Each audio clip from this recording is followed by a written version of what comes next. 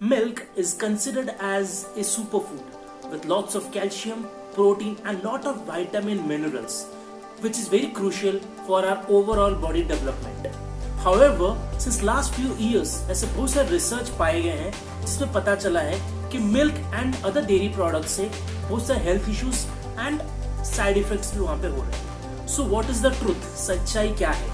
क्या मिल्क आपके लिए अच्छा है या बुरा? इस इंफॉर्मेशन को जानने के लिए इस वीडियो के एंड तक जरूर देखिए.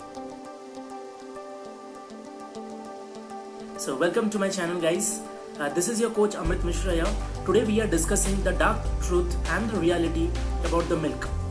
I know हम सबके पेरेंट्स ने, इवन मेरे भी मदर ने बचपन से हमको दूध पिलाया गया था और ये बता के कि दूध पीने से आपके दांत एंड वहाँ पे आपकी बोन्स मजबूत होते हैं. बट कितनी इसमें सच्चाई है?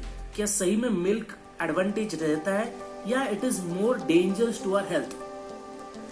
इसको जानने से पहले मैं आपको ये एक्सप्लेन करना चाहूंगा कि मिल्क कंजप्शन की शुरुआत कैसे हुई.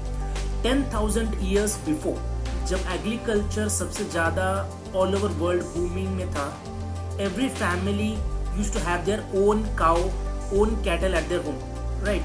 एंड वहां पे इवन हमारे इंडियन आयुर्वेद में बताया जाता है cow is considered as divine mother because उसको जितना मिल्क उनके काफ को चाहिए रहता है उससे थोड़ा ज्यादा मिल्क का प्रोडक्शन वहां पे वो करती है and she is happy to share that extra milk to humans.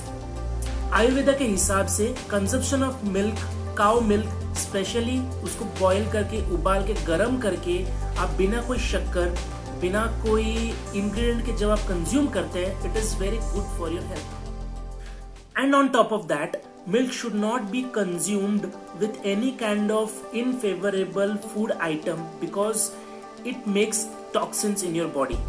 और एक जो सबसे क्रूशियल पॉइंट यहाँ पे मैं मेंशन करना चाहूंगा, the milk which we are consuming should only come from freely bred and happy cows, जहाँ पे मिल्क का कोई भी टाइप का पोस्ट प्रोसेसिंग नहीं होना चाहिए.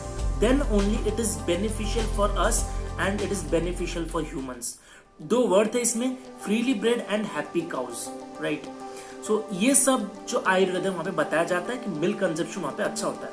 But what is the reality अभी के टाइम पे? सो काउज आर मिसट्रीटेड. आप सबको पता रहेगा, काउज को वहां पे पेन में वहां पे उनको बंद करके रखा जाता है, यूजिंग मशीन वहां पे उनसे मिल्क निकाला जाता है. Plus on top of that we have hybrid animals produced with artificial insemination, as well as वहां पे ऐसे भी गाय हैं जिनको बहुत सारा एंटीबायोटिक्स मेडिसिन उनके बॉडी में वहां पे डाला जाता है, जिसका आउटकम क्या होता है? Plus on top of that growth hormone, this very crucial, ये सब उनके बॉडी में जाता है. And what happens, you know, वो सारा का सारा एनिमल के बॉडी में जाता है, टिश्यूज में जाता है, एंड वहां से जो उनको मिल्क निकलता है उन सब में वो सारे केमिकल्स, सारे के सारे मेडिसिन उस सब में मौजूद होते हैं. And consider we are consuming, वो सारा हमारे बॉडी में बाय डिफॉल्ट आ ही रहा है.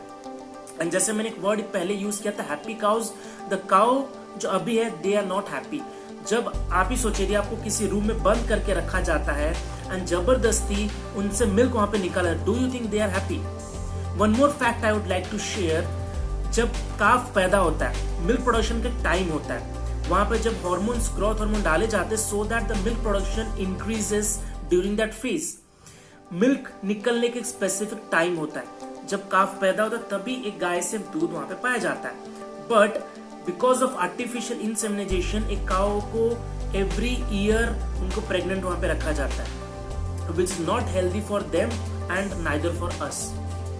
And on top of that, if calf यदि मेल पैदा होता है, उनको वहां पे स्लॉटर हाउस में भेजा जाता है. And that's the truth. यदि इफ इट इज काउ, उनको वहां पे रख के बड़ा किया जाता है, but if it is a male, it is sent to a slaughter house. और एक चीज आपको पता रहेगा नहीं रहेगा, लाइक टू शेयर, कि एक फेज होता है जहां पे मिल्क का प्रोडक्शन होता है. What happens to cow after that? Again they are also sent to the slaughter house for production of different leather materials. And you know, India is considered as number 1 exporter of beef. ऐसे देश में जहां पे गाय की पूजा की जाती है, जहां पे गाय माता बोला जाता है, वहां पे beef is highest in all over world, right? So this is the truth. May be हम हिंदूज वहां पे उनकी पूजा करते हैं, but that is the fact जो काफी टाइम हमको नहीं बताया जाता है. और FSSAI, अब सबने सुना रहेगा, food standard safety authority of India के हिसाब से ऐसे ऑलरेडी बहुत सारे रिसर्च किए गए थे। हमारे जो डेयरी या फिर मार्केट में जो मिल्क मिलता है दैट इज 10 to 15% वहां पे कॉन्टेमिनेटेड है। 2 से 3 हॉर्मोन्स के बारे में बताऊंगा जिसमें बहुत सारे अडल्ट्रेंट्स रहते हैं जैसे urea, sugar, maltodextrin as well as ऐसे कॉन्टेमिनेंट्स भी है जिनका नाम है अल्फा टॉक्सिन M1, एंटीबायोटिक और पेस्टिसाइड्स भी हैं। बाय द वे, यदि ये सारे लंबे ड्यूरेशन तक आपके बॉडी में रहता है, यदि उसका एक्सपोजर होता है, that can cause cancer in your body, right. And because of this antibiotics ऐसे बहुत सारे हेल्थ इश्यूज भी हमारे बॉडी में जनरेट होता है। So this is the fact. Now इन सब स्टैट्स के हिसाब से I am not telling you to stop consuming milk. मैं ये नहीं बोल रहा हूं आप दूध बंद करिए, that will be completely your decision, but ये रियलिटी है। पहले 10, 15, 20 साल पहले जो दूध मिलता था, अभी इसकी क्वालिटी में जमीन आसमान का फर्क है। पहले जो काऊ रहते थे उनको हैप्पीली रखा जाता था। Every home used to have their own cow जहां पे उनको दूध मिलता था जिसकी क्वालिटी अच्छी रहती थी। But the milk we are consuming now in the form of packets are not that healthy. So now I am leaving this point to you कि आप वहां पे क्या डिसीजन लेना चाहते हैं। You want to consume, continue consuming, it's completely your decision. If you want to stop, that is also completely okay. Next video में मैं शेयर करूंगा what are the different alternatives जो आप एवरीडे बेसिस में milk के अलावा consume कर सकते हैं। That's it from my side. Thank you so much guys, have a great day.